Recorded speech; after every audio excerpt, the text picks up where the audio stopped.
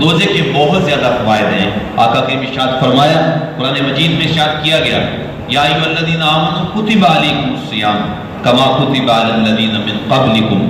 کہا لوگو تمہارے اوپر روزے فرض کیے گئے ہیں جیسے تم سے پہلے لوگوں کے اوپر روزے فرض کیے گئے تھے. اور روزے فرض کرنے کا مقصد کیا ہے؟ لعلکم تتقون. جب تم روزے ادا کرو گے، روزے رکھو گے، تو اللہ تعالیٰ تمہارے دلوں کو تقوی کی دولت سے مالا مال فرما دے گا. تقوی تو روزے کا جو صلہ ہے، روزے کا جو فائدہ ہے وہ کیا ہے؟ روحانی فائدہ یہ ہے کہ ہمیں تقوی کی دولت نصیب ہوگی. یعنی روزہ رکھنے کے بعد ہمارا جی چاہے گا کہ ہم نیکی کریں، ہمارا دل نیکی کی طرف مائل ہوگا اور برائی سے نفرت کرے گا جب میں اور آپ روزہ رکھیں گے. تو روزہ تقوی کی دولت سے ہمیں آراستہ کرتا ہے اور اس کے جسمانی فرائض بھی ہیں. ایک روایت سن لیجئے.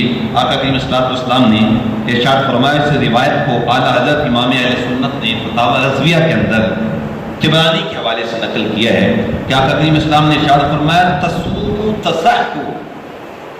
فرمایا تمہیں بڑی بیماریاں لگی ہوئی ہیں، کسی کو ہیپاٹائٹس، کسی کو ہارٹ کی بیماری، کسی کو کوئی بیماری، کسی کو کوئی بیماری، تم اس کا علاج بھی کرتے ہو، مختلف ڈاکٹروں کو چیک اپ بھی کرواتے ہو، لیکن آؤ میں بھی تمہیں ایک نسخہ بتاتا ہوں. فرمایا میرے غلاموں، روزہ رکھو تم صحت مند ہو جاؤ گے. یعنی روزہ ہمیں بیماریوں سے نجات دیتا ہے، روزہ ہمیں شفا دیتا ہے، ہمیں صحت مند کرتا ہے جب ہم روزہ رکھتے ہیں. تو اس لیے یہ بڑی خوبصورت اور مرفوع روایت آقا کریم اسلام نے ارشاد فرمایا کہ روزہ رکھو اور صحت مند ہو جاؤ. اور روزہ نہ رکھنے کی سزا بھی ہے، روزہ نہیں رکھیں گے تو اس پہ عذاب بھی ہے. آقا کریم صلی اللہ علیہ وسلم نے ارشاد فرمایا، ایک دن سویا ہوا تھا میں، تو میرے پاس کوئی آیا، کوئی فرشتے آئے مجھے اور مجھے ایک مقام پہ لے گئے.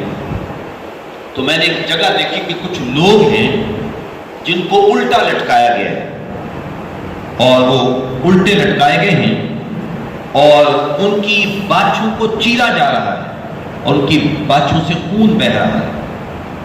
تو میں نے پوچھا کہ یہ کون لوگ ہیں جن کو یہ سزا ہو رہی ہے؟ ایک تو الٹا لٹکایا گیا ہے، باچھوں کو چیرا جا رہا ہے اور وہاں سے خون ٹپک رہا ہے. تو میں نے پوچھا یہ کون لوگ ہیں؟ تو مجھے کہا گیا، یا رسول اللہ صلی اللہ علیہ وسلم، یہ آپ کی امت کے وہ لوگ ہیں جو افطاری کا وقت ہونے سے قبل روزہ افطار کر لیتے ہیں. آج کل یہ بھی ایک سلسلہ چلا ہے نا، کچھ لوگ بس ایسے ہی بٹن کے اوپر ہاتھ رکھ دیتے ہیں اور سائرن بچ جاتا ہے.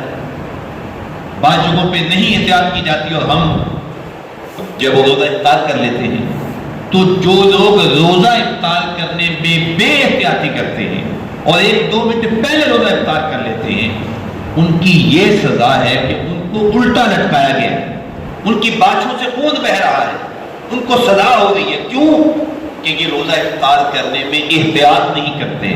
اب آپ خود اندازہ لگا لیں، جب افطاری کرنے میں احتیاط نہ کرنے کی اتنی سزا ہے تو پھر روزہ نہ رکھنے کی کتنی سزا ہوگی، روزے میں سستی کرنے کا کتنا عذاب ہوگا.